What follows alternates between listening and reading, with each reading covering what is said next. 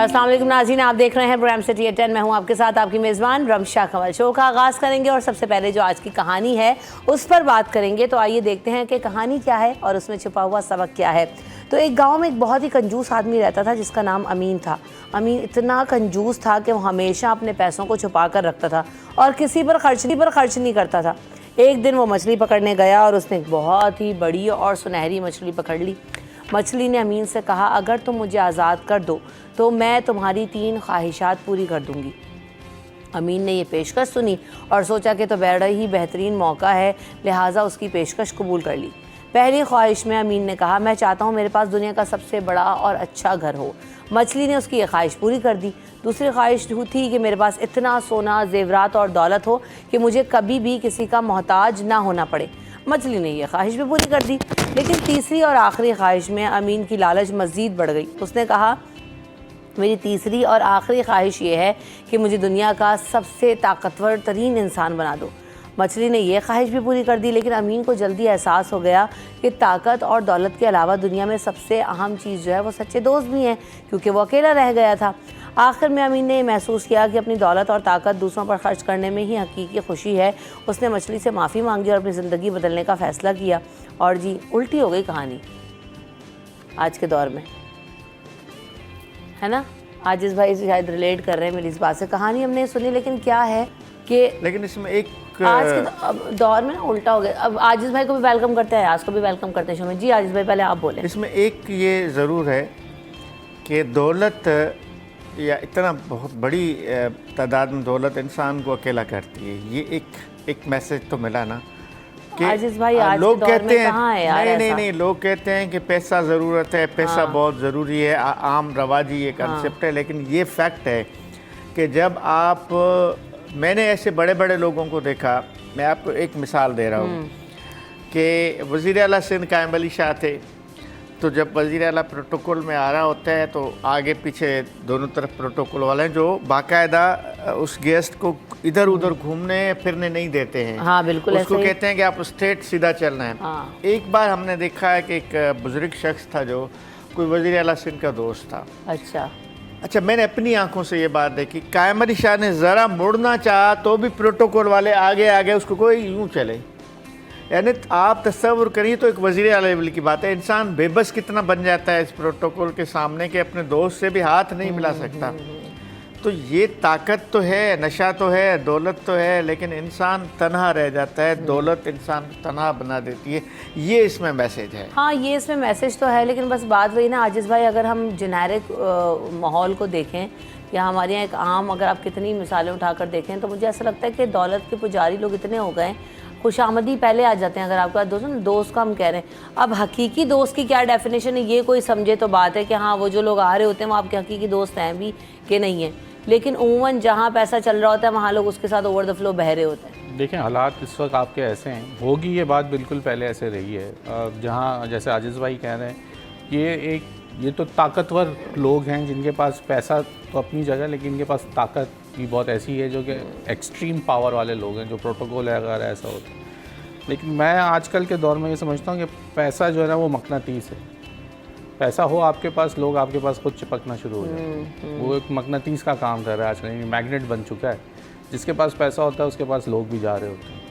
बहुत सारी मिसालें हमारे शहर में, जब वो लोग चीज़ें बांटनी शुरू करते हैं या वो चीज़ों जब पता चलता है कि वो पैसे वाला आया हुआ है और वो चीज़ें इस तरह कर रहा है, वैसे कर रहा है, तो वो ऐसे लोग उससे रिश्तेदारियाँ भी निकालने की कोशिश करते हैं, उससे मिलने की भी कोशिश करते हैं। तो ये थोड़ी सी कहानी में आजकल का जब जो है ना माहौल एकदम चेंज हो गया। हमारी लोगों की वो प्रायोरिटीज़ पहले कहते थे कुछ और थी, दोस्तियाँ, महफिलें, बैठना, वो नहीं। अब लोगों की बस अब प्रायोरिटी ये होती है कि यार मेरा काम निकल जाए, या मेरा आज का दिन गुजर जाए, या मेरे बीवी बच्चों का जो है वो राशन पानी हो जाए, या वो इस तरह के लोगों के साथ चलना चाहते हैं या उन लोगों के साथ बैठना चाहते हैं कि जो वो पैसे वाले हैं। काश क्या मुझे या तो उनके साथ लग जाएं या उनके साथ चिपक जाएं या आगे उनके साथ फ्लो में हमारा भी शायद कोई काम हो जाए। अब इस तरह का भी देखें डिफरेंट बहुत सारे, आजिज़ भाई वाली बात भी ठीक है कि बहुत सारी चीज़ें आपको रोक भी देती हैं। बहुत सारी चीज़ें ऐसी भी हैं कि लोग चिपकते भी हैं, आपके साथ और लोग जुड़ जाते हैं।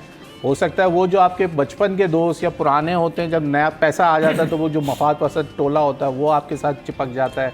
तो आप वो चीज़ अपनी पुरानी चीज़ पीछे छोड़ जाते हैं, नए लोग आपके साथ जुड़ जाते हैं। तो ये हर आदमी के साथ डिफरेंट और वक्त के साथ डिफरेंट। इसमें सबसे बड़ी बात पता है कि इसमें बात ये कि फिर सच्चे दोस्त की डेफिनेशन आपको पता होना कि आप अपना जो आपका मुखलिस दोस्त है आप उसको पहचानते हो।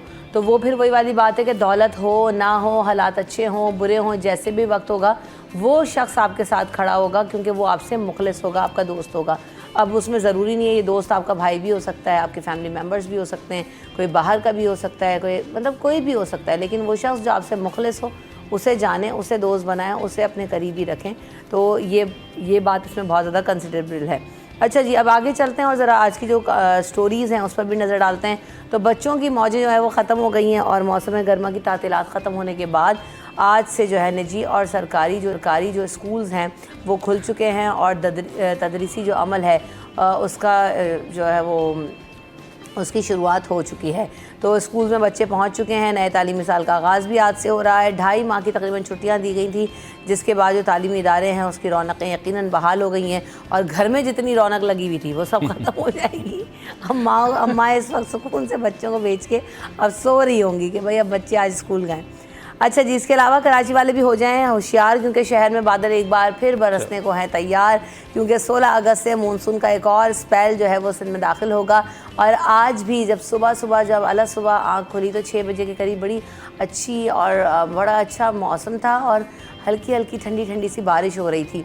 लेकिन जैसे ही 8 सवा 8 बजे तो खूब धूप निकल आई थी। अभी पता नहीं क्या सिचुएशन है, जब धूप निकल आई ना, अलग सुबह बारिश हो रही थी लेकिन बड़ा अच्छा मौसम था, बहुत प्यारा मौसम था। उसमें मुझे था कि आगे भी, लेकिन जब रास्ते में आ रहे थे तो भाई फिर वो बहुत धूप थी।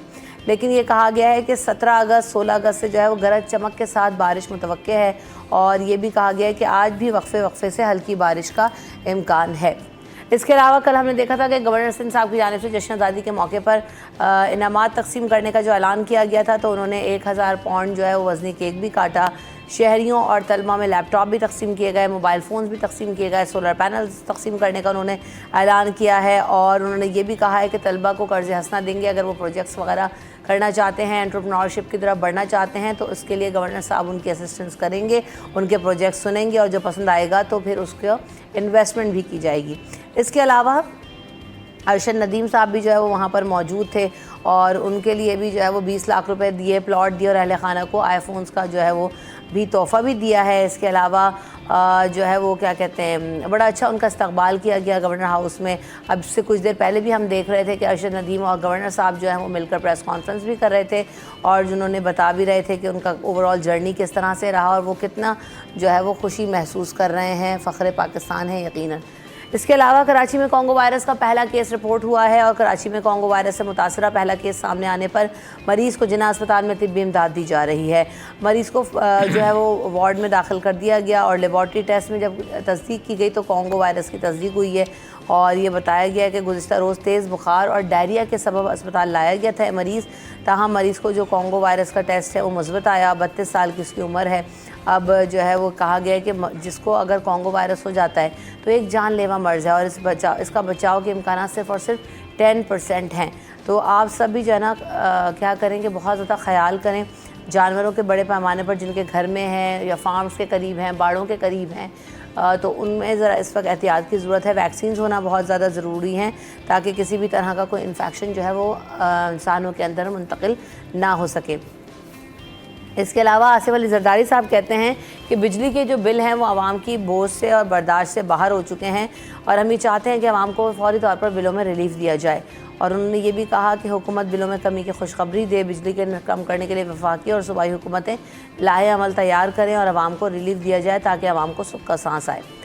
इसके अलावा चैम्पियंस ट्रॉफी 2025 के लिए नेशनल स्टेडियम कराची में तरक्याती काम जारी है। नेशनल स्टेडियम ने का जो है वो 3D मॉडल सामने आ गया है और फाइनल जो फेज़ है उसमें ग्राउंड की जो तस्वीरें हैं वो भी जारी कर दी गई हैं और मॉडल जो है वो ICC चैम्पियंस ट्रॉफी के तहत तैयार किया गया है। इसको फुली रेनोवेट करने के बाद जो है यहाँ पर हम देखेंगे कि 31 दिसंबर तक तमाम मकामात की तज़ीन और आराइश जो है वो मुकम्मल कर ली जाएगी और यहाँ पर मैचेस भी होंगे। सेमीफाइनल जो होगा चैम्पियंस ट्रॉफी का इसमें कराची नेशनल स्टेडियम में ही होगा। और एक और बड़ा मसला आजकल हम ये देख रहे हैं कि इंटरनेट की जो बंदिश है, फाइबर ने पाकिस्तान में फ्रीलांसर्स के लिए स्टेटस अदम दस्तियाब कर दिए हैं और पाकिस्तान में इंटरनेट और सोशल मीडिया को हम देख रहे हैं कि बहुत ज़्यादा उसमें इस्तेमाल करने में प्रॉब्लम्स आ रही हैं, क्योंकि इंटरनेट की सर्विस बहुत ज़्यादा स्लो है। ख़ास तौर पे अगर हम 3G या 4G या मोबाइल डाटास की बात करें तो उसमें हम देख रहे हैं कि व्हाट्सएप और फेसबुक और दीगर जो एप्लीकेशंस हैं उनको चलाने में मुश्किलात का सामना करना पड़ा है, जिससे फ्रीलांसर्स का जो कारोबार है, उनकी जो कमाई है वो बुरी तरीके से मुतासर हो रही है। और जो फाइवर है वो उसका जो स्टेटस है वो भी अदम दस्तयाब कर दिया है इसकी वजह से। और उन्होंने ये भी कहा है कि उम्मीद है जल्द पाकिस्तान में जो इंटरनेट के मसाइल हैं वो हल हो जाएंगे, लेकिन इससे कितना बड़ा नुकसान होगा ये यकीनन और हो रहा है। और पाकिस्तान का नाम भी इस वजह से ख़राब हो रहा है, क्योंकि हम देख रहे हैं कि इंटरनेशनली बहुत ज़्यादा जो है इसका इफ़ेक्ट आ रहा है। जो लोग फ्रीलांसिंग करते हैं, काम करते हैं, अपने प्रोजेक्ट्स डिलीवर नहीं कर पा रहे। तो इन तमाम चीज़ों पर बात करेंगे। स्टार्ट करते हैं। तो बच्चों की छुट्टियां ख़त्म हुई हैं, सेशन दोबारा से आगाज़ हो गया। आजिज़ भाई, शुक्र है इतनी लंबी छुट्टियां। आज से स्कूल खुल गए हैं, लेकिन आपको याद होगा कि आपके ही प्रोग्राम में हमने एक पॉइंट रेज़ किया था कि 15 अगस्त को जब स्कूल खुलेंगे तो आया जो निसाब की किताबें अवेलेबल होंगी या नहीं होंगी। आपने भी कहा था, हमने भी ये बात कही थी कि जिस तरह की सूरत हाल लग रही है दोनों साइडों से, यानी सिंध टेक्स्ट बुक बोर्ड का जो मैट्रिक तक जो फ्री किताबें देने वाला सिस्टम है वो भी कंप्लीट नहीं हुआ है अभी तक, या जो मार्केट में अवेलेबल किताबें होती हैं उर्दू बाज़ार में जो प्राइवेट पब्लिशर्स सेल करते हैं वो किताबें भी नहीं हैं। आज कम अज़ कम आज से 1-2 दिन पहले तक ये सूरत हाल थी। जो सिंध गवर्नमेंट के जो फ्री किताबें थीं उन किताबों की डिस्ट्रीब्यूशन कुछ इस तरह की गई। मुझे कुछ स्कूलों के टीचर्स, हेड मास्टर्स ने बताया कि जहाँ 2000 बच्चे हैं वहाँ 500 बच्चों के लिए किताबें दी गई हैं। तो इसका मतलब है बाकी 1500 बच्चे कहाँ जाएंगे, सवाल है। ओवरऑल कराची भर में 13 लाख किताबों का जो है ना वो सवाल है। उसके अलावा जो एक सेट में 8 किताबों की ज़रूरत है तो उस सेट में 4 किताबें हैं। उसी टीचर्स के बकौल के मैथमेटिक्स का बुक नहीं है, बायोलॉजी की किताब नहीं है उसमें। तो अब ये तो है सिंध टेक्स्ट बुक बोर्ड का वो पोर्शन जो सरकारी स्कूलों में मुफ्त किताबें। दूसरी तरफ पब्लिशर भी रो रहे हैं, वो भी ये कह रहे हैं कि सिंध टेक्स्ट बुक बोर्ड किताबें चूँकि सिंध टेक्स्ट बुक बोर्ड करती है, जो प्रोवाइड करती है प्राइवेट पब्लिशर्स को, तो वो भी कह रहे हैं कि उनको भी किताबें उनकी भी पूरी नहीं है। तो ये एक सवाल होगा। 15 अगस्त को स्कूल खुल गए, लेकिन 15 अगस्त से क्लासेस किस चीज़ पर शुरू करेंगे ये समझ में नहीं आ रहा। बुक्स नहीं होंगी, जबकि दूसरी जानिब जो कॉलेज लेवल या जो ए लेवल ओ लेवल के स्कूल्स हैं उनकी किताबें, क्योंकि ऑक्सफोर्ड और ये इदारे छापते हैं तो उनकी किताबें दस्तयाब हैं। यानी ओ लेवल तरीन भी तो है वो किताबें। वो तो महंगा एजुकेशन सिस्टम है, वो आम आदमी के लिए नहीं है। वो ज़ाहिर है कि ए लेवल या ओ लेवल के जो बच्चे हैं वो महंगी तालीम है वो, और उसका शरत बहुत कम है। ओवरऑल जो ज़्यादा शरह है जो आम आवाम के लिए है वो तो सरकारी किताबें हैं जो सिंध टेक्स्ट बुक बोर्ड शाया करता है। वो किताबें बहरहाल मार्केट में नहीं हैं। सही जी अयाज। अच्छा, इसके ऊपर मैंने स्टोरी की जहाँ ये 20 पब्लिशर्स को ये ठेका दिया गया। ये इस दफ़ा का जो ये ताख़ीर का जो मसला है वो सिंध टेक्स्ट बोर्ड का मसला नहीं है, इसके अंदर पब्लिशर्स का अहम किरदार था कि ये जो छिपाई का काम था वो पिछले साल अक्टूबर में इसका टेंडर हो जाना चाहिए था, मगर पब्लिशर्स ने कोर्ट में जाके स्टे लिया चेयरमैन के ख़िलाफ़ कि वो चाहते थे कि ये चेंज ना हो, या इसके ऊपर जो उनकी इंटरनल कुछ चीज़ें थी जो हमें बताई गई प्रिंटर एसोसिएशन की जानिब से, जहाँ पे ये किताबें छप रही। उन्होंने हमसे बात करते हुए ये बात वाज़ेह करी थी कि इस वक्त फ्री पब्लिशिंग का जो काम है वो चल रहा है, और उस वक्त तक आज से 10 दिन पहले वो मैंने ये स्टोरी की थी तो उन्होंने ये कहा था कि 15 अगस्त के बाद मार्केट के अंदर जो है वो किताबें दस्तयाब होंगी। अभी फ्री जो जैसे आजिज़ भाई बता रहे हैं जो फ्री डिस्ट्रीब्यूशन का काम था FD का, जो यूनिसेफ की ताउन से किया जाता है सिंध हुकूमत की जानिब से, वो काम चल रहा था और वो 80% कम्प्लीट हो चुका था आज से 10 दिन पहले, और आखिरी मराइल में था। उन्होंने कहा कि तकरीबन हम इसके अंदर जो किताबें हैं एक तो वो 3 ज़बानों में छपती हैं, उर्दू, अंग्रेज़ी और सिंधी में, तो वो किताबों का काम चल रहा था। उनका कहना था कि 15 के बाद से, यानी आज के बाद से, वो आप जैसे उर्दू बाज़ार हो या जहाँ भी हो, वो किताबें जो कॉस्ट में बिकनी शुरू होंगी वो मिलना शुरू हो जाएंगी, यानी आज से 1-2 दिन के अंदर वो मार्केट के अंदर आ जाएंगी। लेकिन इसके पीछे जो फिर वही बात कि जो माफिया था पब्लिशर्स का, वो इसके पीछे था। जो काम अक्टूबर में पिछले साल होना था वो इस साल अप्रैल में शुरू हुआ, यानी कि इतना फ़र्क आया कि वो इसी साल अप्रैल में करने के बाद अब जब तालीमी साल हमारे यहाँ शुरू होता है इस वक्त, तो उसके दरमियान में उनके ऊपर लोड काफ़ी था। फिर उनका कहना था कि जो पिछला महीना जो गुज़रा है उसके अंदर गर्मी बहुत ज़्यादा थी, जिसके अंदर हमें लेबर की जो परफॉर्मेंस थी वो भी कम हो गई थी, जिसकी वजह से बहुत सारी ताख़ीर पेश आई, वरना उनकी कोशिश थी कि ये इसको पूरा कर लें। एक और चीज़ है, अभी ये एक सेशन स्टार्ट हो गया, चले अभी 1-2 दिन में किताबें 10-15 दिन के अंदर चले हम कहते हैं मुकम्मल तौर पे अवेलेबल हो जाएंगी। एक बात कह लेते हैं, आप ये अगस्त का पूरा महीना निकाल लें, उसके बाद आप नेक्स्ट सितंबर से शुरू करें और अगले साल आपके पास जून जुलाई तक का टाइम है, तो भाई उसमें क्यों नहीं आप लोग ये पब्लिशिंग करते, नेक्स्ट सेशन की तैयारी करते, आप अपना ये बनाएं कि हमें कितनी किताबों की ज़रूरत होगी, कितना हमें जो है वो चाहिए, तो सब डाटा होता ही होगा, जाहिर सी बात है। तो क्यों नहीं पहले से काम शुरू करते?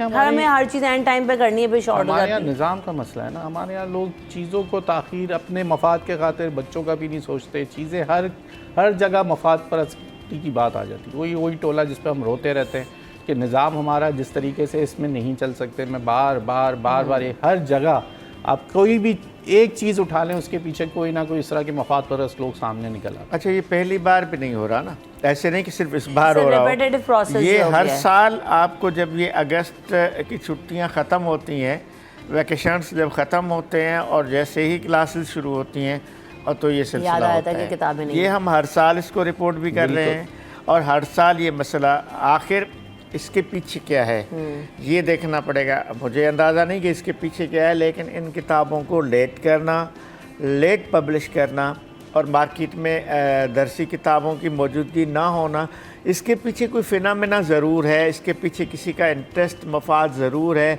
इसके पीछे कोई गेम है। बिल्कुल ऐसे ही, क्योंकि देखना पूरा साल पड़ा है किताबें गेम है कि पूरा साल ये आप काम ये नहीं अगस्त के बाद खत्म कर लें और शुरू कर दें किताबें छापना, आप फुर्सत से छापते रहें। अच्छा, पता है इसमें क्या गेम है? मैंने पूछा, मैंने कहा का मसला तो एक जितने मुंह होते हैं फिर वही वाली बात होती है, उतनी बातें सामने आती हैं। तो एक ने ये बताया कि हमने जो पिछले साल की छपाई करी थी उसके टेंडर्स की हमें पेमेंट भी नहीं हुई थी, तो उसके लिए मैं कह रहा हूँ ना कोई एक गेम है। मतलब वही वाली बात है ना कि मसाइल को हल नहीं करना, आपने जूं का तू रखना है। वक्फा लेते हैं, वक्फे के बाद हाजिर होंगे। Welcome back in city at 10। तो जनाब हम बात कर रहे हैं और हमने देखा कि कराची में कॉन्गो वायरस का जो पहला केस है वो भी रिपोर्ट हो गया है और इस हवाले से भी जो खबर आई है, तो ये भी एक बड़ी तशवीशनाक सूरत हाल है, क्योंकि एक तो ऑलरेडी मौसम चेंज होने के साथ बुखार और डेंगू और आगे जाके और ज़्यादा जो है ना वो नज़ला खांसी की शिकायत तो आई नहीं थी, कॉन्गो वायरस भी आ गया। जिस भाई कुछ बीमारियां सीजनल हैं और कुछ बीमारियां अपने वक्त पे आती हैं बारिशों के बाद। ये जैसे अब जैसे ही बारिशों का मौसम चल रहा है, ये अगस्त के बाद ख़त्म होगा, कुछ नई बीमारियां आएंगी। तो ये कॉन्गो वायरस जानवरों से लगने वाली बीमारी है और वैसे तो ये कभी भी हो सकता है इसका कोई वो, लेकिन ख़ास तौर पे इस सीज़न में कॉन्गो वायरस के केसेस होते हैं, हर साल होते हैं। तो उसमें जो माहिरीन कहते हैं एहतियात करना चाहिए ख़ास तौर पे जानवरों से।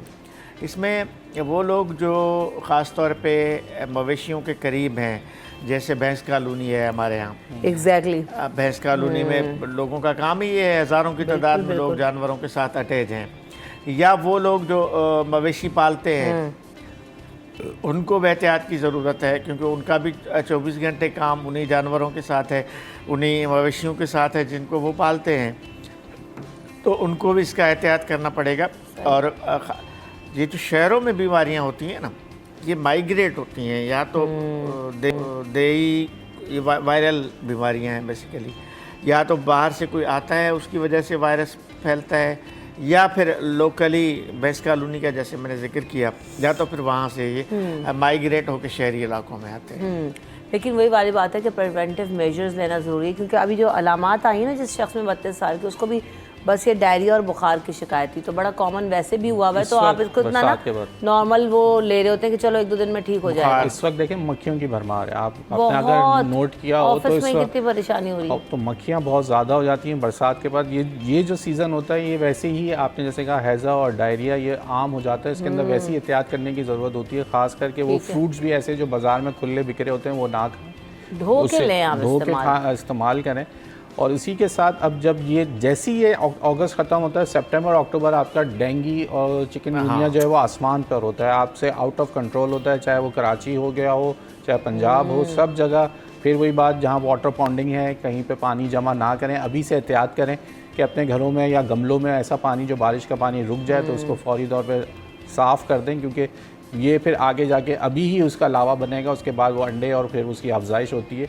तो यकीनन इस वक्त जैसे ये कॉन्गो वायरस का एक केस है, इस पर बरसात के बाद जो ये कीचड़ होना, उसके बाद ये पानी जमा होना, ये तमाम वो चीज़ें हैं, वो अलामतें हैं। और इस वक्त सूरज भी कभी हमारे यहाँ एक दिन सूरज हो रहा है, गर्मी हो रही है, दूसरे के बाद दोबारा क्या कह रहे हैं, कुछ घंटे पहले मैंने आपको बताया फिर बारिश हो जाती है, फिर नमी में ज़मीन में नमी आ जाती है। तो इन चीज़ों की वजह से इनकी अफजाइश ज़्यादा होती है। तो थोड़ी सी एहतियात खुद भी करें, घर में स्प्रे और इन चीज़ों का इस्तेमाल करें, हाथ बार बार धोएं और बाहर जाएं, खुले फ्रूट्स और चीज़ों का इस्तेमाल, इस पर थोड़ा सा एहतियात। अच्छा, और एक और चीज़ है कि शहर भर में पोलियो वायरस के लिए भी लड़ने के लिए मुहिम का आगाज़ कर दिया गया है। तो वो भी जो पोलियो वर्कर्स आ रहे हैं, टीम्स आ रही हैं, तो वो बच्चों को अपने पोलियो लाजमी पिलवाएं ताकि बच्चे जो है वो हमारे पोलियो वायरस से महफूज रह सकें। अच्छा जी, इसके अलावा जो है हम अभी मज़ीद हम बात जैसे कर भी रहे थे कि शहर कायद में तो तैयारियां हो रही हैं, नेशनल स्टेडियम में भी तरक्याती काम जारी है चैम्पियंस ट्रॉफ़ी के लिए, बड़ा अच्छा काम भी हो रहा है, रेनोवेशन का काम भी हो रहा है आजिज़ भाई। और ये भी एक अच्छा होगा कि जैसे अरशद साहब अभी आए गवर्नर हाउस में, हमने देखा कि बहुत सारे नमाज से उनको नवाजा गया। तो स्पोर्ट्स एक्टिविटी मैं तो कह रही हूँ शहर में और मुल्क भर में बढ़ना बहुत ज़्यादा ज़रूरी है आजिज़ भाई। मुल्क के जितने भी बड़े स्टेडियम्स हैं उनको ठीक किया जा रहा है, उनकी डिज़ाइन चेंज की जा रही है और उनको ज़रा बेहतर बनाया। कज़ाफ़ी स्टेडियम लाहौर में भी यही एक काम चल रहा है, उसका एक नया मॉडल सामने आया है। तो उसके बाद दूसरा बड़ा स्टेडियम पाकिस्तान में कराची का नेशनल स्टेडियम है। तो नेशनल स्टेडियम में को सिर्फ खूबसूरत ना बनाना चाहिए, लेकिन नेशनल स्टेडियम वो स्टेडियम है जिसमें 12 महीने मैचेस होने चाहिए। एक ज़माने में कराची नेशनल स्टेडियम का एक इतना बड़ा नाम था हमारे पाकिस्तान में कि यहाँ सिर्फ ट्रॉफ़ीज़ नहीं, मुख्तलिफ इवेंट्स होते रहते थे। कभी कायद-ए-आज़म ट्रॉफ़ी, कभी कौन सी ट्रॉफ़ी, कभी कौन सी ट्रॉफ़ी।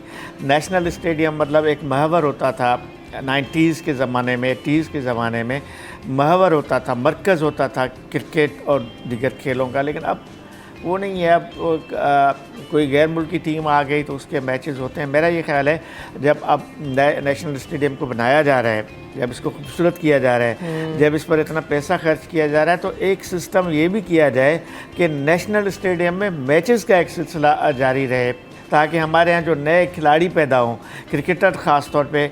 जिस तरह क्रिकेट का हाल है वो तो खुद एक अलग बहस है।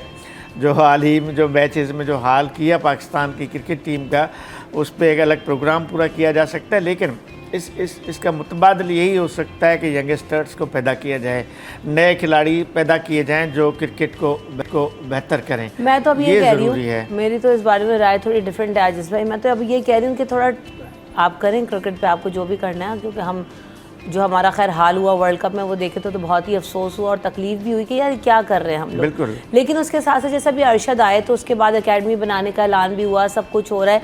एथलेटिक्स पे हमारा कोई जो है फोकस नहीं है, हमारा हॉकी पे कोई फोकस नहीं है, हमारा स्क्वॉश पे कोई फोकस नहीं है। हम सारी जो फोकस है हमारा फुटबॉल, खास तौर पे फुटबॉल का, कितना बॉक्सिंग का टैलेंट बड़े देखिए। फुटबॉलर्स मौजूद हैं इस वक्त भी, वर्ल्ड लेवल का उनका क्लास है, लेकिन वो कोई तवज्जो नहीं दे रहा। फेडरेशन पैसा लगाने को भी तैयार है, फीफा, लेकिन आप ये देखें कि हम कुछ कर ही नहीं रहे। एक बात बताएं, जहाँ नेशनल स्टेडियम की बात हो रही है उसके जस्ट अपोजिट आपको पता है नेशनल कोचिंग सेंटर होते हैं। बिल्कुल है और मौजूद है। ज़रा उसकी हालात ख़राब है। अगर उस नेशनल कोचिंग सेंटर के अंदर वो तमाम एथलीट्स जो आप बात कर रही हैं, एथलेटिक्स की तमाम चीज़ें वहाँ पे कराई जाती थी किसी ज़माने के अंदर, बिल्कुल मैंने देखा अपनी आंखों से। स्ट्रक्चर मौजूद है।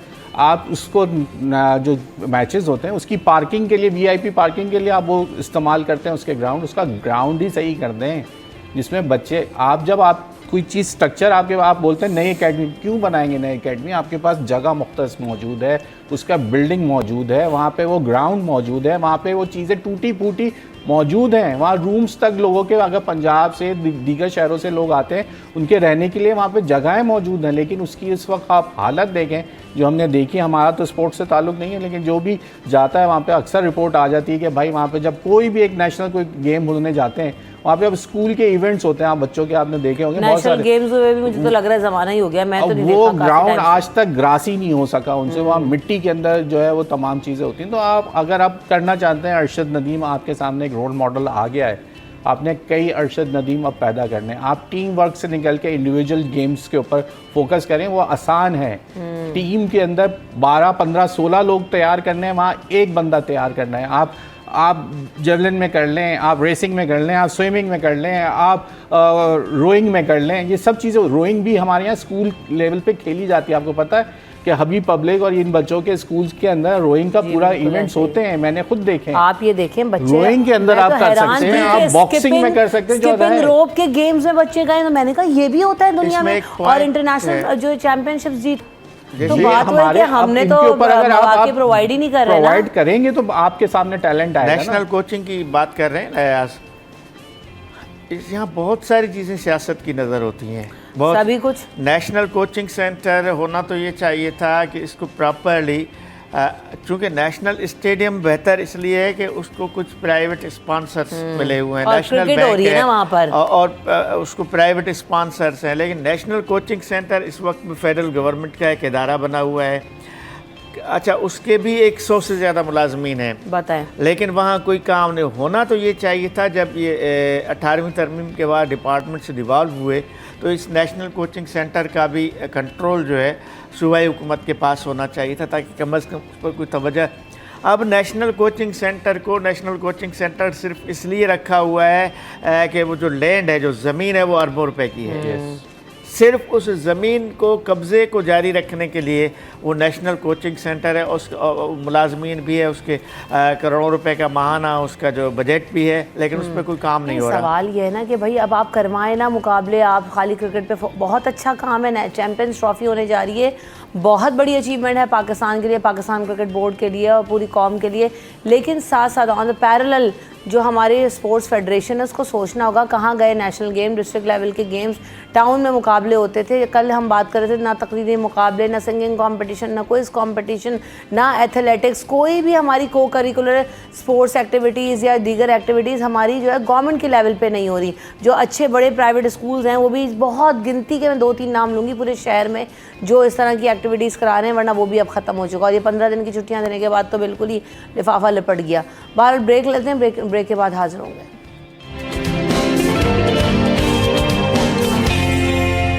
Welcome back in city at 10। तो जनाब अब सबसे पहले मौसम की सूरत हाल पर नज़र डालते हैं कि आज टेम्परेचर्स क्या रहेंगे। जैसे भी थोड़ी देर पहले हम लोग बात करते हैं कि सुबह मौसम कुछ और है, दोपहर सुबह में ही बल्कि कुछ और हो गया। तो आइए देखते हैं कि आज वेदर कंडीशंस क्या रहेंगी। तो देख रहे हैं हम कि क्लाउडी वेदर होगा, और लेकिन सुबह में जो है वो धूप हो गई थी। अभी फिर क्या सूरत हाल है जानने की कोशिश करेंगे, और दिन भर कैसा रहेगा कि अभी ये कहा गया कि 16-17 अगस्त को बारिश होगी। तो आयमा बताइएगा कि मौसम की क्या सूरत हाल रहेगी। और ये कहा जा रहा था कि बारिश होगी, आज सुबह तो बारिश हुई, लेकिन 8-9 बजे के बाद थोड़ी धूप आ गई। इस वक्त शहर में क्या कंडीशन है और आज क्या बारिश का इम्कान है? जी रमशा, देखिए कराची का मौसम चूँकि जो है वो पल पल रंग बदलता है, करवट बदलता है। तो सुबह हमने देखा कि काफ़ी खुशगवार मौसम था, और कई रोज़ से जो है वो ये खुशगवार मौसम कराची के जो शहरी हैं वो इससे लुत्फ़अंदोज़ हो रहे थे। लेकिन आज जो है वो हम देख रहे हैं कि मौसम ने एक बार फिर से अंगड़ाई ली है। सुबह खुशगवार मौसम था, लेकिन इस वक्त अगर बात करें तो बतला जो है वो जुज़वी अबर आलूद है। सूरज और हल्के बादलों के दरमियान आँख मचोली का सिलसिला जारी है, जिसकी वजह से जो है वो थोड़ी सी जो है वो गर्मी भी फील की जा रही है। ताहम महकमा मौसमियात की जानिब से कराची वालों को बारिश की भी नवीद सुनाई गई है। महकमा मौसमियात का ये बताना है कि कल से जो है वो मानसून हवाओं का एक सिलसिला जो कि सिंध पे जो है वो असरअंदाज होगा, जिसके ज़ेरे असर कराची में भी जो है वो 17 से 19 अगस्त के दरमियान बादल बरसने का इम्कान है। इस वक्त अगर सूरत हाल की बात करें, मौसम की सूरत हाल की बात करें, तो शहर में इस वक्त जो है वो थोड़ी सी गर्मी भी महसूस की जा रही है, चूँकि जो है वो धूप निकल आई। गुज़िश्ता कई दिन से हम देख रहे थे कि मतलब अबर आलूद होने की वजह से जो बादल आए हुए थे, बादल छाए हुए थे आसमान पर, तो उसकी वजह से जो है वो काफ़ी अच्छा मौसम था। आज जो है वो धूप निकल आई है, जिसकी वजह से जो है वो गर्मी भी महसूस की जा रही है। जबकि महकमा मौसमियात की जानिब से भी ये बताया जा रहा है कि आज ज़्यादा से ज़्यादा टेम्परेचर जो है वो 32 डिग्री सेंटीग्रेड तक जाने का इम्कान है, जबकि कम से कम जो है वो 28 डिग्री सेंटीग्रेड तक रिकॉर्ड किया गया है। और कराची का मौसम तो आप भी जानती हैं, हम भी जानते हैं कि इसी तरह से जो है वो बार बार अपने रूप बदल बदलता रहता है, कभी गर्मी हो जाती है तो कभी अचानक से जो है वो बारिश का सिलसिला भी जो है वो शुरू हो जाता है। जी बहुत शुक्रिया आयमा, आपने हमें इस हवाले से अपडेट किया। बिल्कुल ऐसा ही है कि मौसम तो यकीनन रूप बदल ही रहा है, लेकिन फिर भी कदरे बहुत बेहतर हो गया कि जितनी ज़्यादा गर्मी थी उसमें थोड़ी कमी आ गई, तो ये भी एक अच्छी बात है। और बारिश के आने वाले दिनों के लिए भी तैयारियां करनी है, तो उस हवाले से भी चले शहर में थोड़ा शायद टाइम मिल जाएगा, सफाई सुथराई के इंतजाम बेहतर हो जाएंगे। बहुत शुक्रिया आयमा खान, आपने हमें अपडेट किया। एक और जो सिचुएशन है वो ये है कि मुल्क भर में जो इंटरनेट का मसला चल रहा है, जिसकी वजह से बड़ी परेशानी हो रही है, हर यूज़र परेशान है। और अब तो इतना बड़ा शिफ्ट आ चुका है आईटी इंडस्ट्री में कि लोग बहुत ज़्यादा काम कर रहे हैं, और इंटरनेट का, व्हाट्सएप का, फेसबुक का और दीगर प्लेटफॉर्म्स का सही ना चलना। और अब एक और मसला ये आजिज़ भाई कि हर चीज़ तो मोबाइल डाटा और मोबाइल फ़ोन से ऑपरेट हो रही है। आपको याद होगा कि यहाँ कुछ अर्सा कबल बड़ी बड़ी बातें हो रही थी कि गवर्नर साहब ने 50,000 स्टूडेंट्स को दाखिले दिए और बताया ये जा रहा था कि आर्टिफिशियल इंटेलिजेंस, बेटा और दीगर बड़ी अहम चीज़ें बच्चों को सिखाई जाएंगी। खुशी हुई, अच्छी बात है, और बड़े पैमाने पे कराची के बच्चों ने उसमें दिलचस्पी ली। लेकिन एक तरफ हम ये कह रहे हैं कि हम आईटी के ज़रिए लाखों बच्चे तैयार करेंगे और वो इतने खुद कफ़ील हो जाएंगे कि वो अपने पैरों पर खड़े हो जाएंगे और दुनिया लेवल पे कारोबार करके पैसे कमाएंगे, डॉलर्स में पैसे कमाएंगे। एक तरफ हमारा ये दावा था। दूसरी तरफ हम इस पे अब खड़े हैं कि फूड पांडा को ऑर्डर नहीं दे सकते आप, ना फूड पांडा की डिलीवरी हो सकती है आपके पास। दूसरी तरफ ये सूरत हाल है, तो हम बतौर कौम कितना कंट्राडिक्ट करते हैं एक दूसरे के साथ। एक बात हम एक तरफ एक इंतहा, दूसरी तरफ दूसरी इंतहा कि अब सोशल मीडिया एक प्रॉब्लम है, फूड पांडा एक प्रॉब्लम है, और लाखों लोग, लाखों नौजवान जो अपना ऑनलाइन बिजनेस कर रहे हैं इस वक्त इस मुल्क में। देखें, दुनिया का एक सिस्टम था कि ग़ुलामी थी, ग़ुलामी के बाद फ्यूडलिज़म थी, फ्यूडलिज़म के बाद कैपिटलिज़म, सरमायादारी थी, और सरमायादारी के बाद एक ये फेज़ आना है कि जो टेक्नोलॉजी आई है, टेक्नोलॉजी की वजह से फैक्ट्री से, मिलों से, इंडस्ट्री से लोगों को बेरोज़गार होना है, ये एक फितरती अमल है। बेरोज़गार होकर उन लोगों को कहाँ जाना था? शिफ्ट होना, टेक्नोलॉजी, क्योंकि टेक्नोलॉजी का एक इनकलाब आया इस सदी में, तो लोगों को शिफ्ट होना था टेक्नोलॉजी की तरफ। लोग आस्ता आस्ता शिफ्ट हो रहे हैं, शिफ्ट हो गए, लोग अपना रोज़गार कमा रहे हैं ऑनलाइन। अब ये जो आपने इंटरनेट को स्लो कर दिया है, इंटरनेट पे एक व्हाट्सएप पे अभी थोड़ी देर पहले मैंने आयमा का मैसेज देखा, उसने एक ख़बर डाली तो दफ्तर ने फौरी डिमांड की कि डॉक्यूमेंट, कह रही है डॉक्यूमेंट ट्रांसफ़र ही नहीं हो रहा है। इतना तो यानी आप अंदाज़ा करें व्हाट्सएप भी सही प्रॉपर नहीं चल रहा, उस पर एक पेज का कोई ट्रांसफ़र पोस्टिंग की डॉक्यूमेंट है, वो भी आप ट्रांसफ़र नहीं होता, ख़ासतौर पे डेटा पे जब आप दफ्तर से बाहर। और सबसे बड़ी बात अभी पता है आजिज़ भाई क्या हो गई? इंटरनेशनली फाइबर ने तो कह दिया कि स्टेटस अदम दस्तयाब है। दूसरी तरफ ये कि दीगर प्लेटफॉर्म्स ने अनाउंस कर दिया कि इस वक्त पाकिस्तान में इंटरनेट सर्विस स्लो है, तो आप अपना काम देखते हुए सोच लें और समझ के दें, तो आपको डिलीवर नहीं कर पाएंगे। तो यार बड़ा ड्रॉबैक है। और इसका ये तो कह रहे हैं कि जी 30 अगस्त से कह रहे हैं कि सही हो जाएगा, लेकिन कितना बड़ा नुकसान हो जाएगा, कितने प्रोजेक्ट्स बच्चों के रह जाएंगे। हमारे यहाँ पे सबसे इस वक्त जहाँ ज़र मुबादला की हमें कमी है, हमें डॉलर्स की कमी है। ज़र मुबादला से मुराद हमें डॉलर्स की कमी का सामना है। हम IMF से डॉलर्स मांग रहे हैं, भीख मांगते हैं दुनिया से, हम कहते हैं हमें कर्जे दे दो। ये वाहिद एक सेक्टर है IT सेक्टर जिसके अंदर कम वक्त में ज़्यादा ज़र मुबादला कमाया जा सकता था। हुकूमत ने ये बात फोकस भी करी, जहाँ $2 बिलियन से हम बढ़ते बढ़ते 3 और $3.5 बिलियन पे पहुँचे थे। इस अब कह रहे थे हमारा हदफ है 10 से $12 बिलियन इस साल हमें जमा करने थे इस सेक्टर से।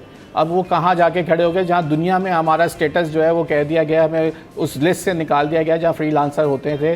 उनको बोल दिया गया है कि आप अपना काम फ्रीलांसिंग का पाकिस्तान में देने से पहले सोच लें, क्योंकि उनकी अपलोडिंग डाउनलोडिंग दोनों का मसला है। तो इसके बाद हमारे जो फ्रीलांसर जो बच्चे काम कर रहे थे, जो घरों से बैठ के काम कर रहे थे, वो अब क्या करेंगे, वो सोचने वाली बात है। 30 अगस्त तक का टाइम, 1 महीने से ज़्यादा का ये वक्त हो जाएगा कि आपको अपलोडिंग और डाउनलोडिंग का मसला आ रहा है। जहाँ व्हाट्सएप के ऊपर एक डाटा के ऊपर आप नहीं खुलता, एक तस्वीर नहीं खुल रही, एक पेज नहीं खुल रहा, एक कोई चीज़ नहीं चल पा रही, तो आपको ये मसला आपका वाईफाई पे नहीं आ रहा, लेकिन टोटली बंद है, आपकी बहुत मुश्किल से आपका कोई जाके एक डॉक्यूमेंट खुल रहा है। तो ये एक बड़ा चैलेंजिंग हो गया, जहाँ हमें अपने ज़रिए मुबादला कमाने थे, हमने इस सेक्टर को ऊपर लेके जाना था कम वक्त के अंदर, वहाँ वो हमें कहाँ लाके खड़ा कर दिया। बिल्कुल ऐसा ही है। तो भाई सोचना होगा कि आपके 10-15 दिन या महीना भर जो है ना वो बहुत आवाम के ऊपर भारी पड़ेंगे, और आवाम के ऊपर क्या, ओवरऑल इकोनॉमिक सिचुएशन के ऊपर भी भारी पड़ेंगे। अच्छा जी, जाते जाते जो है कुछ बर्थडे विशेज़ हैं, आइए सबसे पहले वो करते हैं। तो तारिक हुसैन साहब हैं, उनकी बर्थडे है। सिटी न्यूज़ नेटवर्क की तरफ से तारिक आपको बहुत बहुत बर्थडे की मुबारकबाद and thank you so much. Aajiz Jamali sahab, Ayaz Rana साहब, आप लोगों ने वक्त दिया, आप लोगों की आमद का शुक्रिया। वक्फे की तरफ बढ़ेंगे, वक्फे के बाद हाजिर होंगे।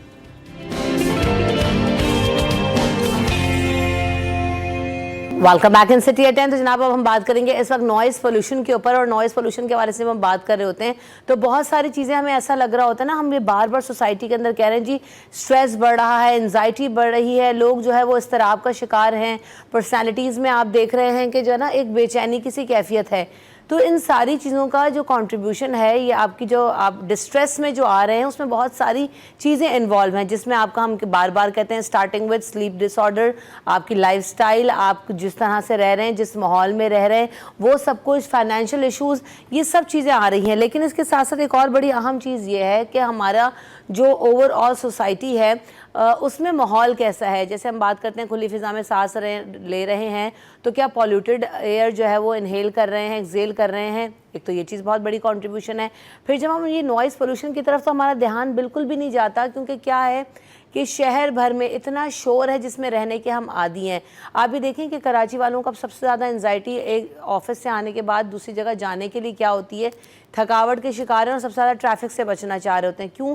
क्योंकि पी पौ से जो है ना वो आपकी बस हो चुकी होती है, आप रश में से आ रहे होते हैं और आप कह रहे होते हैं कि भाई अब नहीं हमें घर से बाहर निकलना, क्योंकि इतना ट्रैफिक है, इतना शोर है कि हर शख्स से चाह रहा होता है कि अब थोड़ा सा आराम किया जाए, पीसफुल एनवायरनमेंट में रहा जाए। एक तो ये कि व्हीकल्स का शोर, फिर जो हमारी इंडस्ट्रियल एरियाज़ हैं, इंडस्ट्रियल जोन्स हैं, वो भी हमारे शहर के बीचों बीच वाक़ हैं, उसके अतराफ़ जो है सोसाइटीज़ भी हैं, कम्युनिटी भी है, लोग रह भी रहे हैं। तो उसका क्या इम्पैक्ट आता है, क्योंकि जब शोर हो रहा है या जो है ना वो इंडस्ट्रीज़ का एक पूरा एक ज़ाहिर स्ट्रक्चर है और इस तरह से काम कर रही होती है, तो उसका भी एक शोर होता है। फिर हमारे जब इवेंट्स हो रहे होते हैं तो इवेंट्स में भी क्या चीज़ है कि सबसे ज़्यादा हमारा जो गाना बजाना है हम उसमें अगले शख्स का एहतराम नहीं करते, ख्याल नहीं करते। अगर गली मोहल्ले में टेंट लगाए तो गली बंद करके बादशाहत से जो है ना वो पूरा इवेंट कर रहे होते हैं, आने जाने वाला भी परेशान हो, मरीज़ है, कोई भी है, कोई किसी चीज़ का हम ख्याल नहीं करते। घर में इवेंट हो रहा है तो इतनी ज़ोर से जो है ना वो स्पीकर्स पे गाने लगाएंगे कि अगले 6 मोहल्ले जो है ना वो आपकी आवाज़ से डिस्टर्ब हो रहे होते हैं। तो फिर ये सारी चीज़ें हम जो है वो हमारी सोसाइटी के अंदर जो है ना वो बहुत ज़्यादा कॉमन हो चुकी हैं। इन तमाम चीज़ों पे बात करेंगे कि उसका इफ़ेक्ट हमारी बॉडी के ऊपर क्या आ रहा है और इससे किस तरह की बीमारियां पैदा हो रही हैं, कि हम किस तरह से डिस्ट्रेस में जा रहे हैं और इसको प्रिवेंट कैसे करना है। इन तमाम चीज़ों पर हम बात करेंगे। और हाल ही सबसे पहले तो डॉक्टर रज़ाक साहब को मैं वेलकम करती हूँ शो में। आप ENT स्पेशलिस्ट हैं, JPMC से जो है वो हेड कर रहे हैं ENT डिपार्टमेंट को। Welcome to the show doctor Razzaq साहब। सबसे बड़ा मसला जो कल हमने देखा ना कि बाजा, चै पै पी पौ, और फिर मसला ये कि हर बच्चे के हाथ में हमने दिया हुआ है, एजुकेट नहीं कर रहे, ना खुद एजुकेटेड हैं। यहाँ पे बात भी हो रही है, सोशल मीडिया पे भी बोल रहे हैं भाई बाजा नहीं बजाओ, दरख्त लगा लो। बाजे के अलावा और भी बहुत कुछ, साइलेंसर निकालते थे, अब तो साइलेंसर भी निकालने की ज़रूरत नहीं, जहमत नहीं करनी आपको, 100 रुपये का बाजा लें और बजाते फिरें। कितना डिस्ट्रेस जो है ना कल क्रिएट हुआ है। बिस्मिल्लाहिर्रहमानिर्रहीम, अस्सलाम वालेकुम। थैंक यू वेरी मच आपकी टीम का और आपके TV चैनल का, इस टॉपिक को आपने हाईलाइट किया। हाईलाइट जैसे भी आपने कहा कि बहुत अरसे से हो रहा है और मुख्तलिफ सोशल मीडिया पे या इलेक्ट्रॉनिक मीडिया पे या प्रिंट मीडिया पे ये आ भी रहा है। लेकिन बात यह है कि जैसे भी आपने कहा कि इसको ब्रांड कैसे करें, जब ये शुरू से हमारे मार्केट में बेचना शुरू हो जाते हैं। फॉर एग्ज़ाम्पल अभी आप लाइट हाउस वाले उसमें चले जाएं जहाँ पाकिस्तानी फ्लेक्स मिल रहे हैं।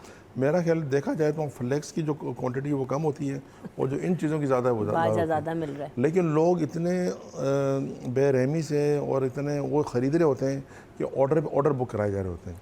बिल्कुल। और ये अगर कंट्रोल करना तो इसको इनिशियली कंट्रोल करना पड़ेगा।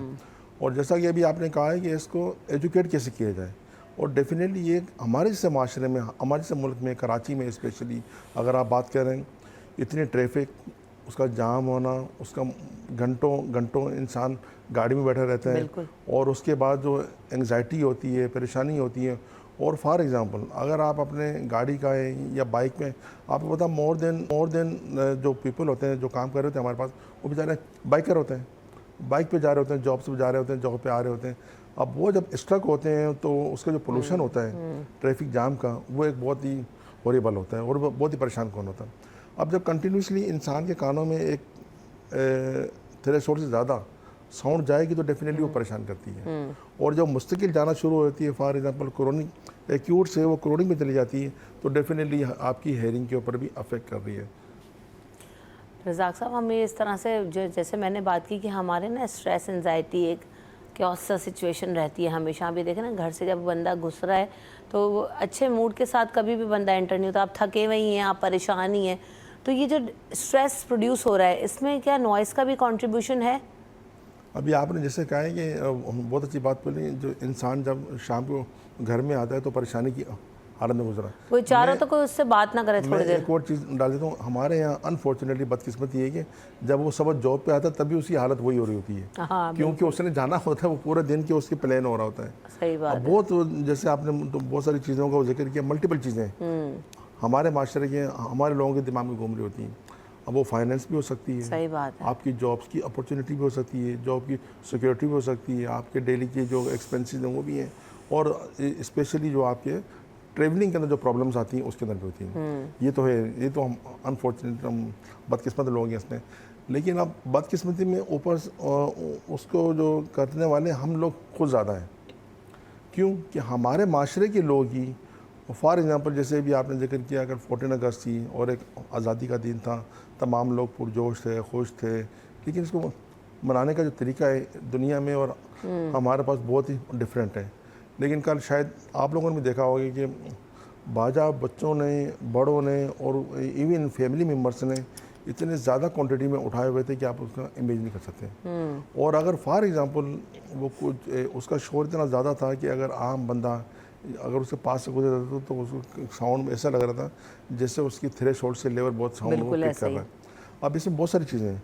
फॉर एग्ज़ाम्पल आप थ्रेशोल्ड से ज़्यादा अगर साउंड आपके पास से जा रही है, ये सुन रहे हैं, तो आपका जो टेम्पेरिंग मेम्ब्रेन है, कान का पर्दा, वो डैमेज होने के चांसेस होता है। जब कान का पर्दा डैमेज होता है तो कान के जो ओसिकल्स होते हैं, जो कान की छोटी हड्डियाँ होती हैं जो कि हेयरिंग लेके जाते हैं, समात लेके जाते हैं आपके इनर ईयर में और ब्रेन में, वो भी डैमेज होने के चांसेस है। तो वो आपकी सडन हेयरिंग लॉस भी समटाइम हो जाती है। लेकिन क्योंकि कल इवेंट था, और जैसे कि अभी आपने कहा है कि कुछ हमारे ऐसे जो वर्कर्स होते हैं, जो काम करने वाले हैं, अनफॉर्चुनेटली वो उन इदारों में, उन फैक्ट्री में काम कर रहे होते हैं जहाँ परसिस्टेंट एक नॉइस प्रोड्यूस हो रहा होता है, इंडस्ट्रीज वगैरह जैसे भी आपने कहा। तो उसके अंदर जो बंदा काम कर रहा होता है तो ग्रेजुअली उसकी जो साउंड सुनने की जो कैपेसिटी होती है, आवाज़ सुनने की कैपेसिटी, वो आस्ते आस्ते कम होना शुरू हो जाती है। तो अब और हमारा फिज़िकल इम्पैक्ट भी जो है, ना सिर्फ आप क्योंकि ENT स्पेशलिस्ट हैं, ना सिर्फ ये कान ख़राब कर रहा है, सुनने की सलाहियत को मुतासर कर रहा है, बल्कि नॉइज़ पोल्यूशन से वो भी कह रहा है कि बड़े स्लीप डिसऑर्डर्स हैं, कार्डियोवैस्कुलर इश्यूज़ हैं लोगों के अंदर, वो भी डॉक्टर साहब बहुत ज़्यादा बढ़ते जा रहे हैं। क्योंकि वही वाली बात है कि जब आप स्ट्रेसफुल होंगे, पीसफुल नहीं होंगे, अच्छी नींद नहीं ले पाएंगे, और ये जो शादी ब्याह में माहौल हमारे गली मोहल्लों में क्रिएट हो जाता है, दूसरों का हम ख्याल नहीं करते हैं ना। बिल्कुल, शादी ब्याह या दूसरे इवेंट्स हैं, जैसे अभी आपने बोला फंक्शंस होते हैं, बहुत ज़्यादा कंसेंट होते हैं, उनके अंदर क्या हो रहा होता है, इतना साउंड आ रहा होता है, इतनी चीज़ें आ रही होती हैं, और जो स्पेशली जो बंद गलियाँ हैं, बंद फ्लैट्स हैं, या उन जगहों पे तो बहुत ज़्यादा ये डिस्टॉर्शन करते हैं लोगों की जो साउंड होती है, उसके ऊपर अफेक्ट होते हैं। और दूसरा ये है कि ये सब चीज़ें उस ज़माने में आती हैं सिविक सेंस में, लेकिन अनफॉर्चुनेटली वो हमने अभी तक वो डेवलप नहीं कर पाए। अगर हम उसको डेवलप करना चाहते भी हैं, लेकिन हमारा जो आसपास का जो माहौल है या आसपास की जो हमारी परेशानियां हैं, जो हमारी बॉडी के ऊपर या हमारे जहनों के ऊपर जो अफेक्ट करती चीज़ें, वही उसको शायद मेरे ख्याल में ओवरलैप कर लेते हैं और उससे वो ओवरसीड कर देते हैं। अब बात ये है कि डॉक्टर रज़ाक साहब, ये सोशल प्रॉब्लम है, मेरा अकेले का या आपके अकेले का मसला नहीं कि चले मैं 2-4 गोलियां खाऊंगी और ठीक हो जाऊंगी। तो अब इससे बचना कैसे है, बचाव कैसे मुमकिन है, क्या करना होगा कि हम इसके इफ़ेक्ट्स हमारे ऊपर ना आए? देखिए, सबसे बड़ी बात यह है कि जो भी डिजीज़ होती है बॉडी में, उसको जो उसकी जो बेस्ट ट्रीटमेंट है वो अवॉइडेंस है, प्रिवेंशन है। अगर आप समझ रहे हैं आपको जो आप ऐसी जगह से गुजर रहे हैं जहाँ की बहुत ज़्यादा साउंड है, आपको परेशानी कर सकती है, तो आप कोशिश करें अपनी जगह चेंज कर लें या अपना रास्ता चेंज कर लें। फॉर एग्ज़ाम्पल आप जा रहे हो, जैसे कल की बात है, आपको पता है कि वहाँ कुछ लोग या बच्चे या जो भी बड़े, वो मतलब अपनी खुशी का इज़हार करने के लिए जो कि नहीं करना चाहिए था उनको, इस किस्म की उससे तो थोड़ा सा अवॉइड करना है उनको। नंबर 2, अगर आप समझते हैं आप ऐसी फैक्ट्री में, ऐसी इंडस्ट्री में काम कर रहे हैं जहाँ परसिस्टेंट जो साउंड का लेवल है बहुत हाई है, तो आप कोशिश कर रहे हैं कि आप एयर प्लग पहन लें, हेडफोन पहन लें, ताकि जो साउंड है वो आस्ते से आपके उस इंटेंसिटी से आपकी टेम्परिंग मेम्ब्रेन या कान के अंदर ना जाए जो उस वक्त जारी होती है। Prevention is better than cure, सबसे इम्पोर्टेंट चीज़ तो ये है। फिर जैसे भी आपने कहा कि आपकी गली में, मोहल्लों में, इलाकों में शादियाँ होती हैं, तो मेरा ख्याल में ये मोहल्ले वालों को, लोगों को मिल के SOPs बनाने चाहिए कि यार अगर फॉर एग्ज़ाम्पल ये इवेंट तो देखो हमारे माशरे में हर घर में होंगे। आज अगर घर A में तो कल तो घर B में होंगे, तो डेफिनेटली इसके अगर आज एक बंदा अफेक्ट हो तो कल दूसरा होता है। तो इसके लिए ऐसे वो होने चाहिए कि SOPs कि तमाम लोग जो एक सोसाइटी में बैठ के बात कर रहे हैं, बट ठीक है इवेंट्स होते हैं और होने भी चाहिए, हमारा कल्चर भी है, लेकिन उसकी जो भी ये लिमिटेशन नहीं है, उसकी बाउंड्रीज़ हैं, वो हम लोग खुद तय करनी है। कि अगर फॉर एग्जांपल एक इलाके में, एक मोहल्ले में ये चीज़ होती है तो उसके SOPs क्या है और उसके ऊपर सख्ती से हम लोग खुद ही अमल करें। और बाकी देखें, सब काम अगर हम गवर्नमेंट में छोड़ देंगे तो वो आप बेहतर जानती हैं कि वो कैपेसिटी, वो उनका फोकस ही नहीं है कि उसके ऊपर वो उसके। अच्छा डॉक्टर साहब, अभी आपने एक कॉलर भी हैं, पहले उनको शामिल करते हैं। अस्सलाम वालेकुम। कैसी हैं रमशा, क्या है बात कर? अल्हम्दुलिल्लाह। याया, आप बताइए आप कैसे हैं? अल्लाह का शुक्र। रक्षा को पहले सलाम अलैकुम। रक्षा, कल आबिद भाई ने आपके बारे में बातें कुछ बताई, आपके बारे के बारे में बताई, बड़ा सुन के मुझे अच्छा लगा। Thank you so much. कभी कभार कुछ ना कुछ अपनी एफर्ट, अपनी स्टोरी बता दिया करें ताकि हम भी कुछ सीखें आपसे। थैंक यू सो मच याया, थैंक यू। अच्छा, डॉक्टर साहब ने बहुत प्यारी बात की। अनफॉर्चुनेटली हम हर चीज की जिम्मेदारी दूसरों पर डालते हैं। कुछ इखलाकी पहलू होते हैं ना, वो हमें खुद समझनी चाहिए। जैसे मैं किसी की घर के गाड़ी आगे खड़ी कर दूं और चला जाऊं, किसी गेट के आगे गाड़ी खड़ी कर, इस तरह ऐसी चीजें हैं कि नो पार्क में गाड़ी खड़ी कर चले जाऊंगी, तो मैं हमारी अपनी जिम्मेदारी। लेकिन डॉक्टर की मैं चूंकि आप स्पेशलिस्ट है इस चीज पे, तो मैं एक बात नॉइज पॉल्यूशन की बात अपनी जगह, लेकिन क्योंकि बहुत बड़ा इशू चल रहा है, वो हमारे घर में भी चल रहा है कि लोग जो एयरफोन्स लगा लेते हैं, बड्स लगा लेते हैं, उसके बाद जो ना उनकी हेयरिंग एड कम हो जाती है, क्योंकि वो हाई स्पीड में लाउड साउंड में सुन भी रहे होते हैं, लेकिन जब वो बहुत ज्यादा यूज करने लगते हैं तो अक्सर उनकी कुव्वत समाज में फर्क पड़ जाता है। क्या ये बात सही है और क्या इस पर क्या प्रिकॉशंस हमें इख्तियार कीजिए, मेरा ये सवाल। थैंक यू सो मच आया फॉर कॉलिंग। और जाते जाते ये कि आपने तो ये सवाल किया, मैं अभी डॉक्टर साहब से यही बात करने वाली थी कि आपकी कॉल आ गई, तो मैंने कहा पहले कॉलर को शामिल करते हैं। तो डॉक्टर साहब यही मुझे पूछना था, जैसे भी आपने बात करते हैं, जिक्र आप एक तो पॉड्स अभी बहुत ज़्यादा लोग इस्तेमाल कर रहे हैं, पहले हेडफोन्स का दौर था तो लगाए लगाए सो जाते थे, और अब पॉड्स में भी अभी यही सिचुएशन है, लगाए लगाए घूम भी रहे हैं, सुन भी रहे हैं। तो इसकी भी क्या कोई लिमिट है, क्वांटिटी? और फिर इसमें भी बहुत ऑडिबल साउंड जो है ना वो प्रोड्यूस होता है कि बाहर वाले की आपको आवाज़ नहीं आती। और फिर वही वाली बात कि हमारे पास गेम्स भी कुछ ऐसे बच्चे खेल रहे हैं, बहुत यंग जनरेशन, जिसमें वो कौन सा गेम है, PUBG और क्या नाम है, एक और बड़ा मशहूर गेम है, काउंटर स्ट्राइक था, और एक और फ्री फायर, उसमें इतनी गन्स की और शूटिंग की आवाज़ है, वो बड़े बड़े हेडफोन्स लगा के बच्चे जब खेल रहे होते हैं, घंटों खेलते हैं, तो उसका क्या इम्पैक्ट आता है, कितनी देर तक सुन सकते हैं, नहीं सुन सकते, क्या करना है उसमें, इस पर भी हम बात करेंगे, but right after this break.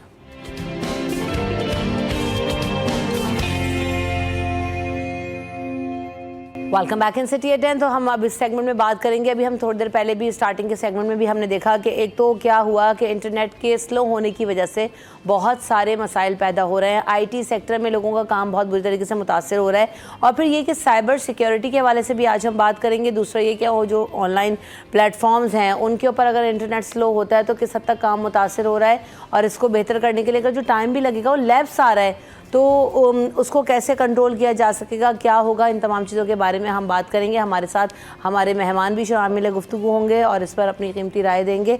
मेरे साथ इस वक्त हसन बेग साहब मौजूद हैं। आप IT सेक्टर के हवाले से अच्छा काम कर रहे हैं, इन्फ्लुएंसर भी हैं, और हम सब जानते भी हैं कि हसन ख़ुद जो है वो IT में कितना कंट्रीब्यूट कर रहे हैं बच्चों को ट्रेन करने के हवाले से भी। तो welcome to the show.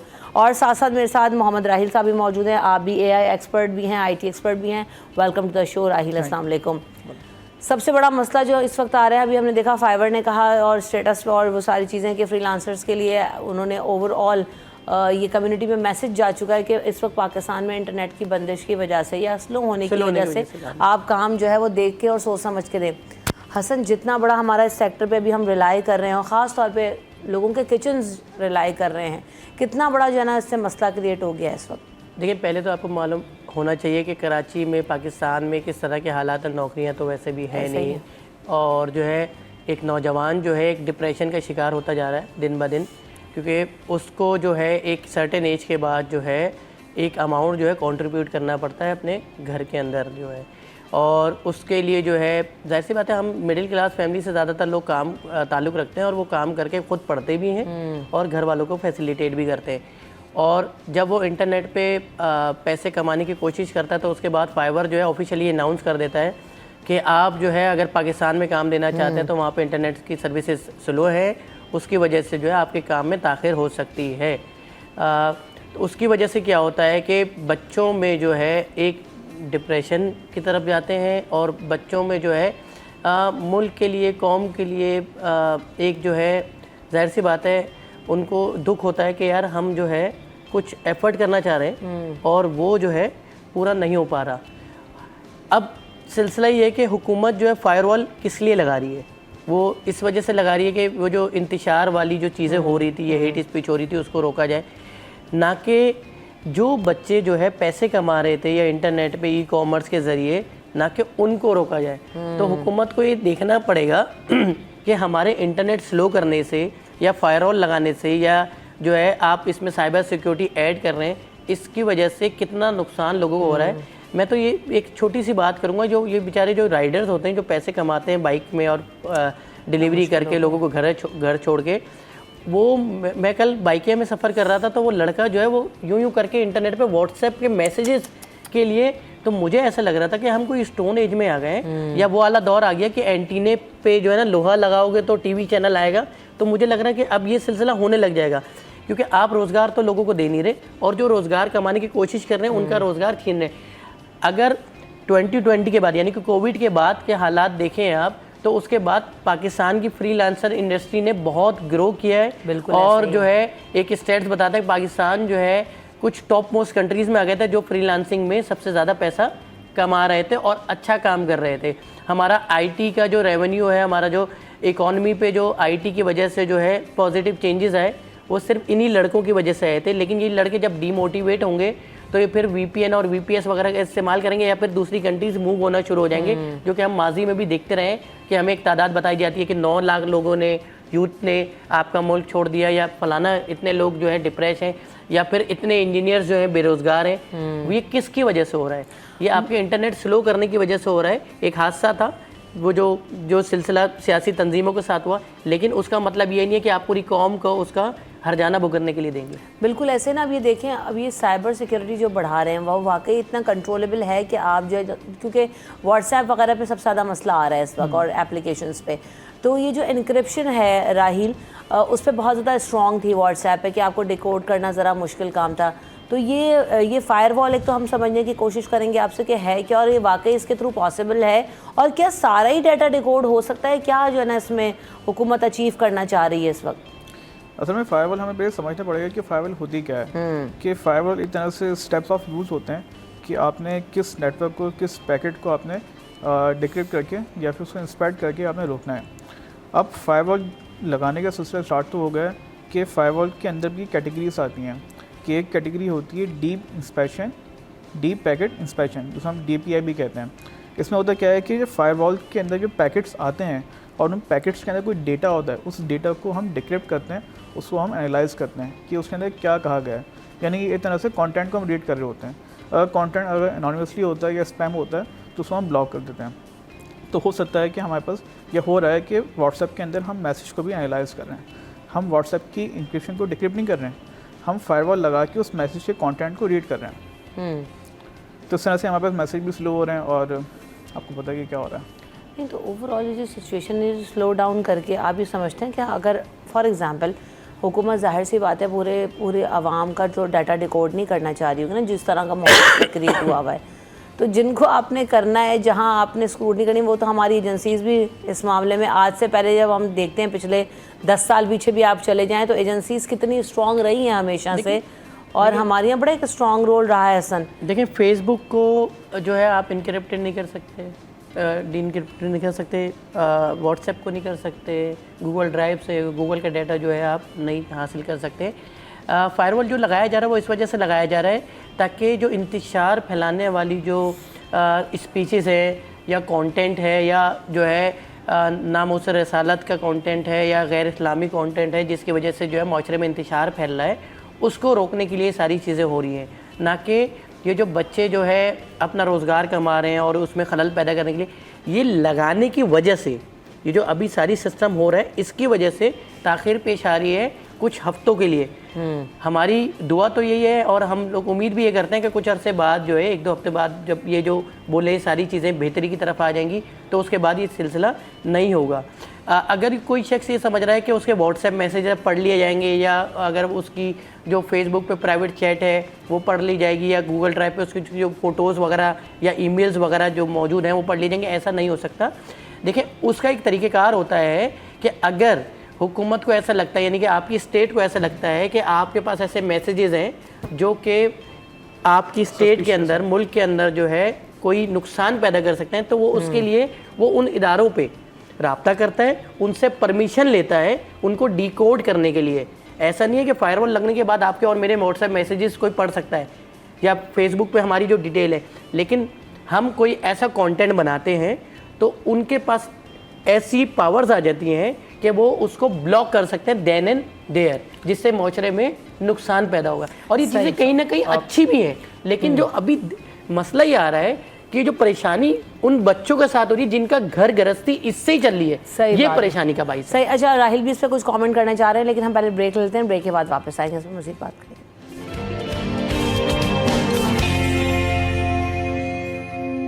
Welcome back in city at 10। तो जनाब जाने से पहले हम बात करते हैं डेटा डिकोडिशन के हवाले से, और आप भी कुछ कहना चाहते हैं राहिल, उसमें मेरा भी एक छोटा सा सवाल शामिल कर लीजिएगा।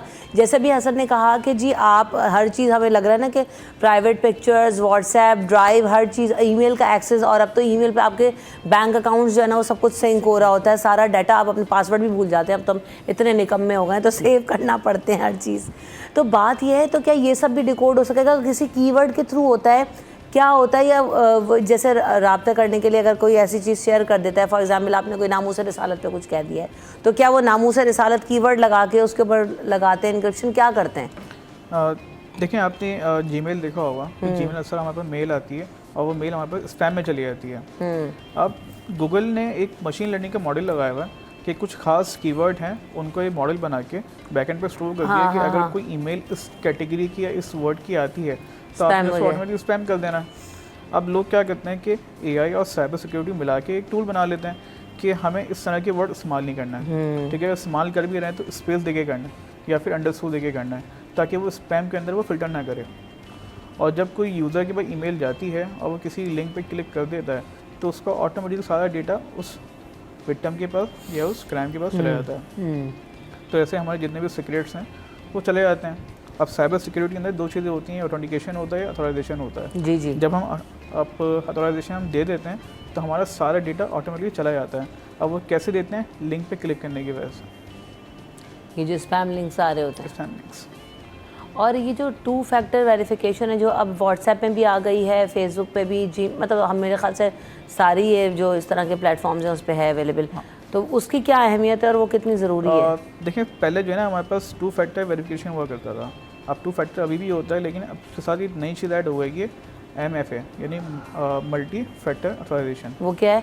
वो क्या होता है कि जैसे गूगल और माइक्रोसॉफ्ट ने अपना एक सॉफ्टवेयर बनाया जिसमें क्या करते हैं कि आपने अगर 2 फैक्टर वेरिफिकेशन लगाना भी है तो वो एक सैटेलाइट से कनेक्ट होता है या फिर इंटरनेट से कनेक्ट होगा।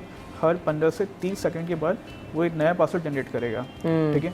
और सॉफ्टवेयर का टाइम और जीमेल का अकाउंट, जीमेल का टाइम दोनों आपस में सिंक कर जाएंगे। अगर जो पासवर्ड वहाँ पे जनरेट हुआ है और वो पासवर्ड यहाँ पे आप सेम टाइम पे डालते हैं तभी आप अथोराइज कर पाएंगे, अदरवाइज वहाँ से आप ब्लॉक कर दिए जाएंगे। अच्छा, तो यानी सिक्योरिटी और मज़ीद बढ़ गई अगर आप अपने अकाउंट्स को सिक्योर और सेव करना चाहते हैं। जी हसन। देखिए ये चीज़ें ना अभी लोगों को लग रहा है कि बहुत जो है बुरी चीज़ें हैं और हमारा जो कंटेंट है, हमारी जो आज़ादी है वो छीन ली जाएगी, हमारी चीज़ों पे, हमारा जो है हमारी प्राइवेसी पे जो है लोग जो है उस पे नज़र रखेंगे। ऐसा नहीं है। कोई भी जो भी प्लेटफॉर्म्स है वो नहीं चाहते कि यूज़र की जो पर्सनल प्राइवेसी है वो जो है लोगों के साथ शेयर करें, और फेसबुक और व्हाट्सएप और जितने भी प्लेटफॉर्म्स हैं वाज़े कर देते हैं कि आपकी जो भी प्राइवेसी है वो लोगों के साथ शेयर नहीं की जाएगी। यानी कि अगर मैं किसी को मैसेज भेज रहा हूँ तो मेरे पास वो मैसेज शो होगा और उस बंदे के पास जिसको रिसीव हो रहा है, इवन व्हाट्सएप भी वो चीज़ नहीं पढ़ सकता। अब मसला ये है कि देखें पिछले कुछ अरसे में हम देख रहे हैं कि कोई भी सोशल मीडिया पे कोई भी चीज़ लिख देता है और उसके उस र्यूमर के ऊपर जो है बहुत सारी चीज़ें जो है, बीच में आपने देखा होगा एक एक्टर थे तलत अजीज़, उनका आ गया कि उनका इंतकाल हो गया है, कभी आ जाता है कि ब्रायन लारा ने इस्लाम कबूल कर लिया है, तो ये इस तरह की चीज़ें आ जाती है। फिर ये आता है कि फ़लाना जगह पे बारिश हो रही है या फ़लाना उधर धमाका हो गया। इस तरह की जो चीज़ें हैं ना, इसको मॉनिटर करने के लिए ये फायरवॉल लाया जा रहा है। कोई भी शख्स बाहर बैठा होता है हमारे मुल्क से और वो कोई स्पीच करता है वहाँ पे बैठ के, या पाकिस्तान में रहते हुए भी, और उसके बाद जो है कुछ लोग निकल आते हैं और उसकी बात सुन के जो है आपके मुल्क का अमन जो है तबाह करने के लिए तैयार हो जाते हैं। तो उन चीज़ों को रोकने के लिए ये चीज़ें की जा रही हैं, उसको इम्प्लीमेंट कर रहे हैं जब, तो उसकी वजह से नेट स्लो हो रहा है, जिसकी वजह से लोग घबरा रहे हैं कि शायद हमारी जो है अब आने वाली जो ज़िंदगी है वो शायद नॉर्थ कोरिया जैसी हो जाएगी। ऐसा बिल्कुल नहीं है। पाकिस्तान में जिस तरह से हम लोग आईटी में और आर्टिफिशियल इंटेलिजेंस में, मशीन लर्निंग में जिस तरह से हम लोग काम कर रहे हैं और बहुत ज़बरदस्त काम कर रहे हैं, बहुत तेज़ी से हमारी चीज़ें आगे बढ़ रही हैं, ये थोड़ी सी ताख़ीर है और ये मेरे ख्याल से अच्छा भी है, क्योंकि नहीं तो ये जो ओवरऑल हमें डिफरेंट प्लेटफॉर्म्स और इंटरनेशनली जो है वो ये मैसेजेस गए हैं, तो आपको पता है पाकिस्तान के लिए तो एक भी मैसेज जाता है तो आप कितना जो है वो पीछे चले जाते हैं। तो राइल इसका इम्पैक्ट नहीं आएगा ये जो फ्रीलांसर कम्युनिटी है इसके लिए, उनके लिए तो बड़ा मसला हो गया ना। ये चीज़ें सही हसन कह रहे हैं कि ठीक है, और ये मॉडल आप ये देखें कि यूएस में भी है, आप वो चीज़ों पे नज़र रखते हैं, डाटा पे पूरी उनके जो है ना वो तो हमसे ज़्यादा आज से नहीं कितने सालों से, और वो अपना नहीं, वो तो और भी ममालिक का डाटा देख रहे हैं। चाइना में देख ले, चाइना में कितनी व्हाट्सएप वगैरह बैन है, फेसबुक वगैरह बैन है, टिकटॉक नहीं चलता वहाँ पे, उन्होंने अपने प्लेटफॉर्म्स निकाले हुए। और इवन आप दुबई की बात कर रहे हैं, वहाँ पे व्हाट्सएप नहीं चलता, आप इस्तेमाल नहीं कर सकते। तो ये तमाम ममालिक में होता है। और ये मैं आपको ये छोटे ममालिक थर्ड वर्ल्ड कंट्री के नाम नहीं बता रहा, सब टॉप कंट्रीज हैं। ये मैं उन कंट्रीज़ की बात कर रहा हूँ जो लोग कहते हैं कि पाकिस्तान से 30-30, 50-50 साल आगे हैं। तो हमारे यहाँ अगर ये चीज़ हो रही है तो आप ये देखें पिछले कुछ सालों में कितनी ज़्यादा बदनज़मी फैली है सोशल मीडिया पे। और सोशल मीडिया पे कोई भी शख्स आता है वो इंटरनेट पे वीडियो बना के डाल देता है और वो इदारों के ख़िलाफ़ होती है, अपने एजेंसीज़ के ख़िलाफ़ या पुलिस के ख़िलाफ़ एक नैरेटिव बिल्ड किया जाता है, जिसकी वजह से जो है आपकी जो है सीधी बात है फ़ौज के ऊपर लोग सवाल उठाते हैं और ये सारी चीज़ें कहते हैं नहीं होना चाहिए। देखिए ये सारे इदारे हमारे हैं, हमें इनको बैक करना है। और अगर हमारी ज़िंदगी में अगर एक दो हफ्ते की परेशानी आ रही है तो हमें इसमें कोई परेशानी की बात नहीं है। हाँ, बस ये थोड़ा सा ख्याल करना चाहिए कि हम इस मुल्क में रहते हैं, इस मुल्क में नौकरियां लोगों के पास नहीं है, लोगों के पास रोज़गार की कमी है, लोग इंटरनेट के ज़रिए बहुत पैसा कमा रहे हैं और बहुत अच्छा कर रहे हैं, तो उनके रोज़गार पे असर नहीं होना चाहिए। सही जी रही। फ़िलहाल अभी मैं ये कहूँगा कि मेरे एक फ्रेंड हैं, उनके भी फाइवर पे बहुत काम चलता है, तो उन्होंने एक ऑर्डर तो ले लिया है, लेने के बाद आधा काम कंप्लीट कर लिया है। अब इंटरनेट की वजह से तो वो डिलीवर नहीं कर पाया। अब उसकी अमाउंट भी $10,000 थी। ओह माय गॉड, डिलीवर नहीं कर पाया तो क्लाइंट ने ऑर्डर कैंसिल कर दिया। और वो एक बैड रिव्यू जो है ना उनकी प्रोफाइल पे कितना बुरा इम्पैक्ट डालेगा। तो यानी ठीक है, हसन की बात भी अपनी जगह ठीक है कि पॉजिटिव इम्पैक्ट है, लेकिन यहाँ पर ये वाला मसला ये कि नेगेटिव जो है ना हमारी अप्रोच वो ज़्यादा स्प्रेड हो रही होती है, उसका इम्पैक्ट ज़्यादा प्रोलॉन्ग रहता है। तो ये थोड़ा सा जो भी करना है भाई जल्दी करें, इस मामले को निपटाएं ताकि जो लोगों का रोज़गार वाबस्ता है वो इससे मुतासर ना हो। बहुत शुक्रिया आप दोनों ने हमें वक्त दिया। हम यहाँ पे आपसे ज़्यादा चाहेंगे, हम सबको अपनी दुआ में याद रखिएगा। अल्लाह ने के बाद।